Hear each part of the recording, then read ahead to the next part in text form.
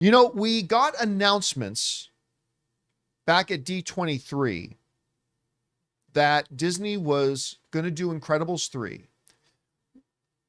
Brad Bird ain't directing it, apparently. That's okay, because we got the director from Elemental coming in, which is amazing, because Elemental was incredible. I'd rather Brad Bird, but if you're going to get somebody else, and you got to get somebody else, bring in the director from Elemental. Why not? They also kind of was a little bit talks of another Monsters Inc., maybe even another Coco, but now it's official. As Deadline is reporting, Monsters Inc. 3 is in development, and Incredibles 3 now has a release year in 2028, and Coco 2 has a release year with 2029. They are coming. They're on their way. It's now official. I'm not going to lie. I did kind of suspect that we'd hear or not hear about these ones, that maybe one or two of these movies they just stop mentioning and it doesn't actually happen. But it looks like they're moving forward with Monsters Inc. 3, Incredibles 3, and Coco 2. With Monsters Inc., that's the most interesting one to me. I didn't know if there was room for another Monsters Inc., especially after Monsters University, which I didn't think was great. I enjoyed it. Don't get me wrong. I liked Monsters University. Wasn't anywhere near the quality of Monsters Inc., but I guess they still think they've got a shot. I mean, Billy Crystal's still around. John Goodman's still here. Why not? Go back to it. And if you've got a great idea, and that's the thing about Pixar, Rob, they never do sequels just for doing the sequels. At Pixar, it always comes from, hey, listen, if somebody comes to the table with a great idea, doesn't matter if we said we'd never do another one of those again. If someone comes to the table and they've got a creative table and they've got what they consider to be a great idea, they go, you know what? Let's do it. Clearly, they had one for Monsters, Inc. Obviously, I'm extremely excited for Incredibles 3. I love The Incredibles, both of them. I love the second one. And Coco 2 is one of these movies where I don't see a narrative reason to do it, but they're not doing it unless they came up with a great idea. And you know what? I just love the family so much, and I love the characters so much. I would happily go into a movie theater again for 2 hours and 15 minutes just to spend time with those characters again. Coco was an amazing movie. Oh my God. I love it. I didn't think it looked very good. I did not think that movie looked very good. And like, I think I said when I came out of it, I am not an expert in Mexican culture. I am as much an expert in Mexican culture as Taco Bell is an expert in Mexican cuisine. Not very much. But I walked out of it feeling like I was an honorary Mexican coming out of it. Like, it's just so, it draws you in. It's so beautiful. The cultural aspects are so great, and it's touching and it's moving, and I'm all for it. Now, that being said, I have already started to see a lot of the conversations of, well, I mean, why all these sequels? Why are they doing all these sequels? Like, why can't they do originals? Why does it always have to be, all this stuff? And you know what? I get it. But there's a reason that they're doing these sequels. Because for all you guys who keep saying, oh, Disney and Pixar never do anything original anymore. What's going on? By the way, Hoppers is in theaters right now. I really liked it more than I thought I would. Yeah, I didn't think it was one of Pixar's best, but I enjoyed it. I had a good time with it. I had some good laughs. It was wacky. But for those people who I continue to hear about Disney and Pixar animation, they don't do anything original anymore. You want to know why there's been a bit of a focus on sequels lately? It's because of you and because of me, to be honest.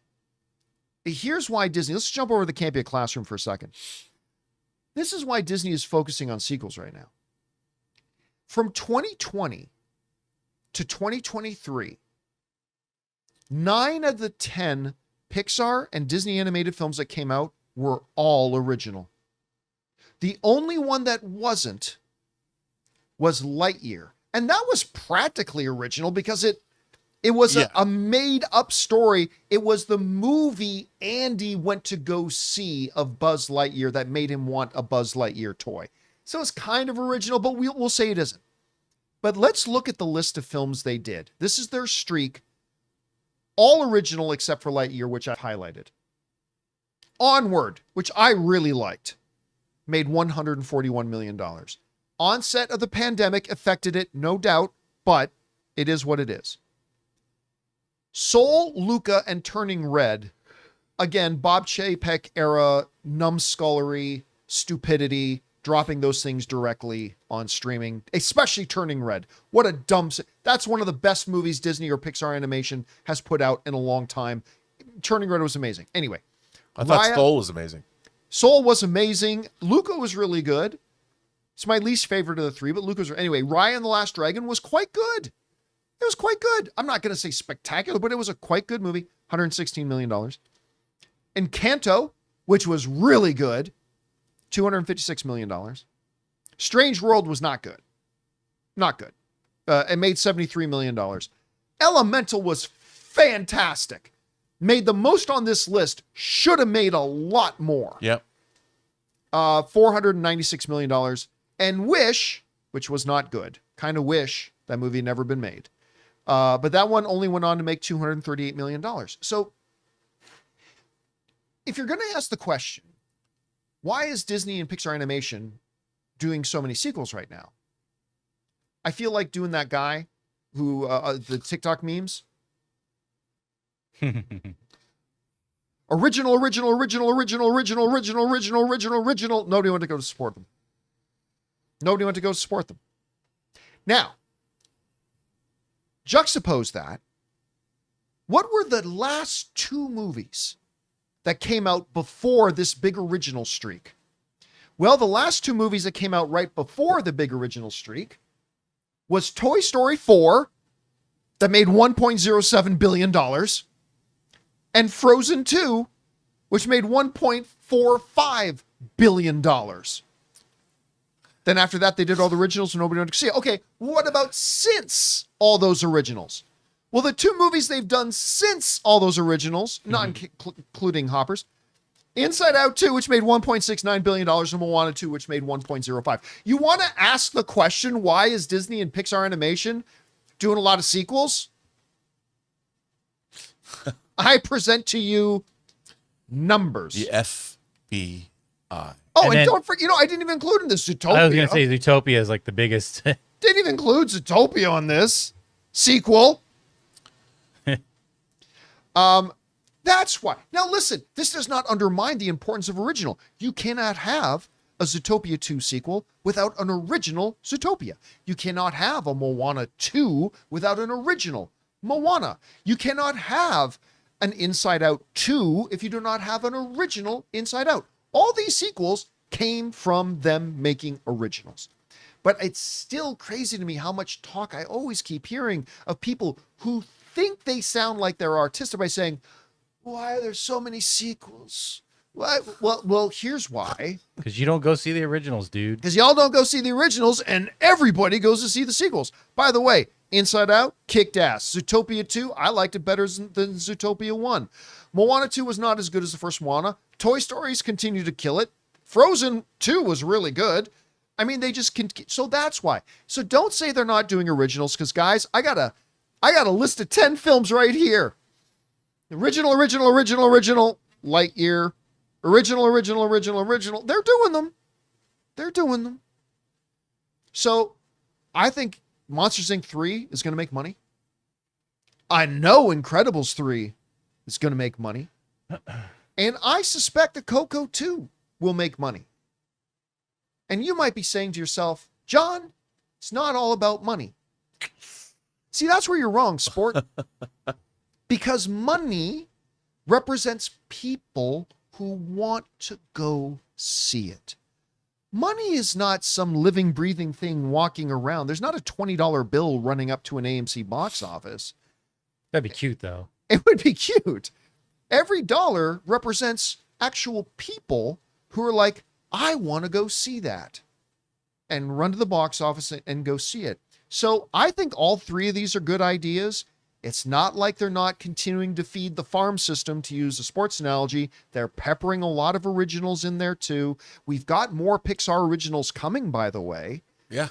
So I think these are all three really good moves. Guys, we want to take a second to thank a sponsor of today's video, BetterHelp. You know, March is a time when we celebrate the women in our lives and recognize everything they carry every single day. Women often take on a lot, and sometimes their own well-being gets pushed to the side. And it's a great reminder of how much women give to the people in their lives. So this month is a great time to pause and reflect on the roles that you carry and the pressures that can come with them. Therapy can be a helpful space to work through those challenges, create balances, and set healthy boundaries so you can take care of yourself too. And that's where BetterHelp comes in. BetterHelp connects people with licensed therapists who follow a strict code of conduct. With over 30,000 therapists and more than 6 million people served worldwide, BetterHelp has an average rating of 4.9 out of 5 for live sessions based on 1.7 million client reviews. They also match you with a therapist based on a short questionnaire, and if your first match isn't the right fit, you can switch to another from their recommendations. Your emotional well-being matters. Find support and feel lighter in therapy. Sign up and get 10%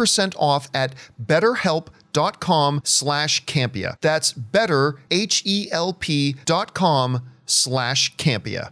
Anyway, Rob, you see this, the three movies mentioned. What do you think? Well, the thing about Pixar movies, though, is the time they put into developing the stories.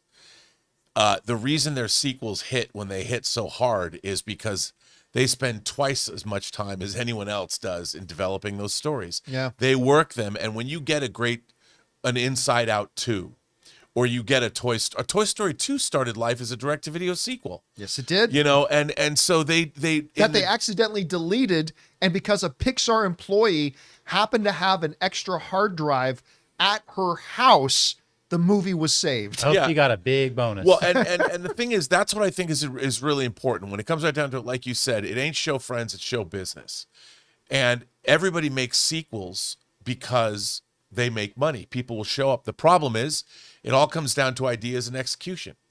You know, there have not been a lot of truly horrible movies that have made tons of money in Hollywood. I'm sure someone will come right out and have one right now. But even horrible movies that people go see, there is a want to see. The public wanted to see them. That's why they paid money to go. But the thing is, Pixar sequels are the rare sequels that sometimes can surpass the original. More often than not. I've somebody on Medium does a thing called statistical analysis. They'll do I bet I don't think they've ever done this, but to compare and contrast the creative success of Pixar sequels to other sequels has to be pretty high. Because Pixar sequels, I'm still waiting for a Bug's Life 2. Did they ever do a Bug's Life 2? That wasn't I don't think they did, no. to video. Why not? Come on. Too late now, I think. You know what? Bug's Life 2 will come out the same year as King Conan. But I think that I think that's why. And Pixar 2 really knows how to make those sequels. And that's why if they come up with ideas, they'll make them. I mean, how long did it take for Incredibles 2 to come out? Far a long too time. Yeah, it took a long time. So look, when Pixar says they're making a sequel, I get excited. Because more often than not, they have succeeded and sometimes exceeded the first movie in the franchise. I'm trying to think of a Pixar sequel that I straight up did not like. I wasn't as fan of Cars 3 as I might have wanted Well, to you know be. what? The whole Cars franchise I know. is kind of an outlier. I mean, I'm not a big fan of any of the Cars movies, to be honest Cars with you. But planes. outside of Cars, like, I didn't like Monsters University as much as Monsters, Inc., but I still liked it. I certainly did not like Moana 2 as much as Moana, but I still liked it. Yeah. Like, I'm just trying to think of one that I, like, straight up did not like outside of the Cars franchise. And I honestly can't think of one. I've loved all the Toy Story movies. Yep. I mean, I love the two Incredibles movies. I love the Inside Out movies. So, you know what? The creative forces at Pixar have earned the benefit of the doubt. Yep. And we'll see where they go. Anyway, guys, question is for you.